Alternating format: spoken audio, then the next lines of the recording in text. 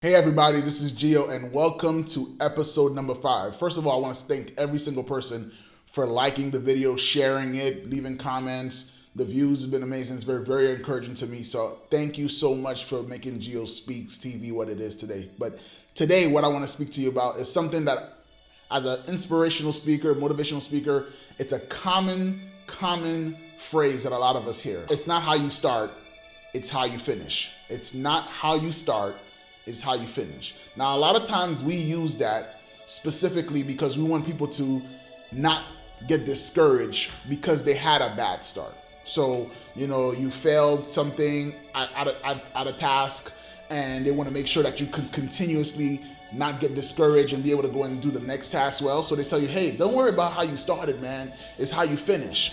And so what I've realized is that by that phrase, we have also trained people to be okay with bad starts. Like, it's okay, almost as if it's a requirement. And I think that's one of the biggest mistakes, because the reality is it doesn't have to be a bad start. It could actually be a good start. And so a good start often leads to a higher success rate of a good finish. And so we don't want to go and train our minds to start bad. If you go and look at a track athlete, a bad start means they have to work a lot harder to finish off strong. But if they have a good start right out of the gate, that ultimately gives them a better chance to go and win the race. And so what about yourself? Like, you might go and do something. You say, well, you know what? I can just go and just get started. I won't even prepare for it at all.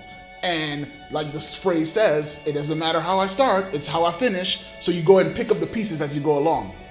I'm not saying to go for perfection. You want to chase progression, but at the same time, you want to make sure you have a plan, that you start off on the right foot. You look at Shaquille O'Neal. Shaquille O'Neal, one of the worst free throw shooters ever. One of the worst. If you look at his form, a lot of times you will see that's where the breakdown started. Yes, he has ginormous hands to go and try to go and put a basketball in it and shoot free throws. And most big men struggle with that. However, if you had the proper form from the beginning, you wouldn't have as much trouble trying to finish the shot. So you can see Shaq, yeah, he still follows through, but there's a breakdown somewhere in the beginning. My mentor, Paul Reddick, talks about this with baseball players.